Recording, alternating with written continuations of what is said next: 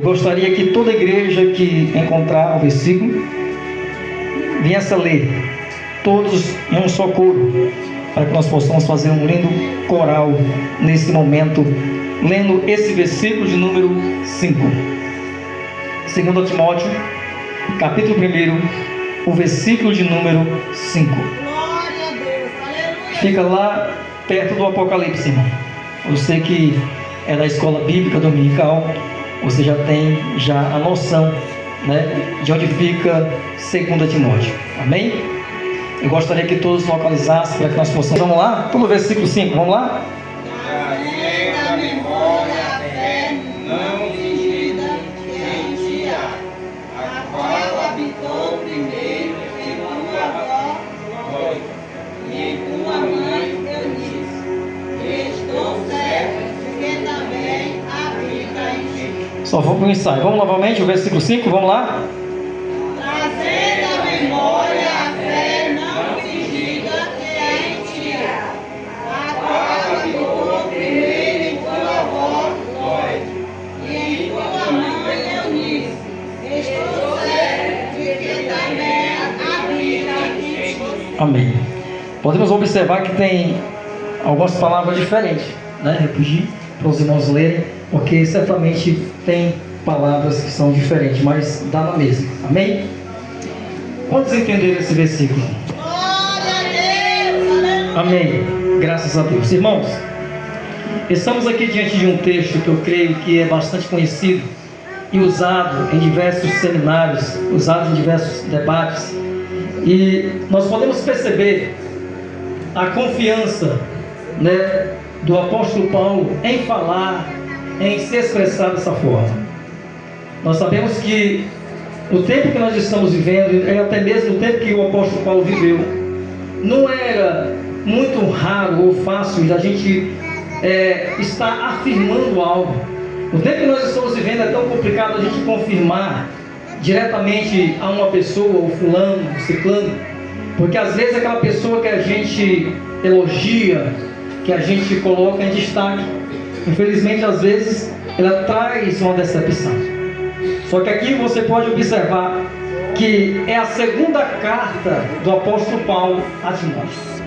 O apóstolo Paulo vai chamar Timóteo o filho da sua fé, aquele que estava diante de uma situação onde ele estaria enfrentando diversidades, aflições e pelejas. O apóstolo Paulo começou a instruir esse rapaz, ele foi o mentor desse rapaz, para que Timóteo fosse um homem que viesse dar exemplo no meio da sua geração. Nós podemos perceber que o apóstolo Paulo, ele tinha certeza daquilo que ele estava falando. A primeira carta você pode observar que ele vai falar também palavras para ele, mas aqui nessa segunda carta ele vai se expressar de uma forma mais direta, porque agora ele não vai colocar tão somente o nome de Timóteo em destaque. Agora também ele vai colocar o nome da sua avó, ele vai colocar também o nome da sua mãe. E agora você pode prestar atenção que o apóstolo Paulo está querendo que a gente entenda uma situação. O apóstolo Paulo está levando no passado, no presente e também no futuro. Nós podemos observar a carta aos Hebreus, no capítulo de número 13, quem tem Bíblia pode ler comigo. No capítulo 13 e o versículo de número 8 diz: Jesus Cristo é o mesmo ontem, hoje e permanece para sempre.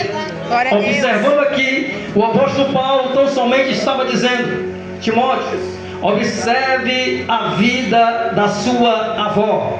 Como é o nome da avó de Timóteo? Vamos lá? Lóide.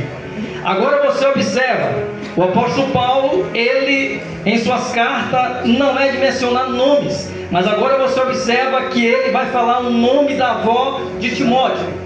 Você percebe que ele tinha uma intimidade com essa família, ele tinha uma proximidade com essa família. É por isso que agora ele vai se expressar dizendo: lembra da tua avó. O nome Lóide significa agradável, aquela que é agradável. Então o apóstolo Paulo está dizendo para ele: lembra da tua avó, ela foi agradável, o nome dela representa agradável. Então agora ele está dizendo: Timóteo, observe os passos da tua avó.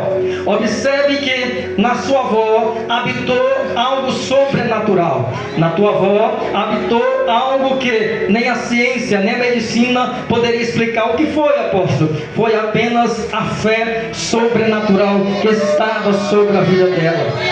A avó de Timóteo não era qualquer avó, porque ela estava temente, ela estava ali numa situação onde ela servia de exemplo, era como se fosse um pano de fundo para o Timóteo. E naquele momento o apóstolo Paulo chama a sua atenção: observe, Timóteo, o passado, a vida da tua avó. Agora eu imagino ele chamando aqui em particular, ele colocando o Timóteo em uma cadeira e observando o seu olhar, dizendo: Timóteo, observe os cabelos brancos da tua avó, observe o que ela tem passado, veja as rugas, veja aí, porque na verdade, Timóteo, você observa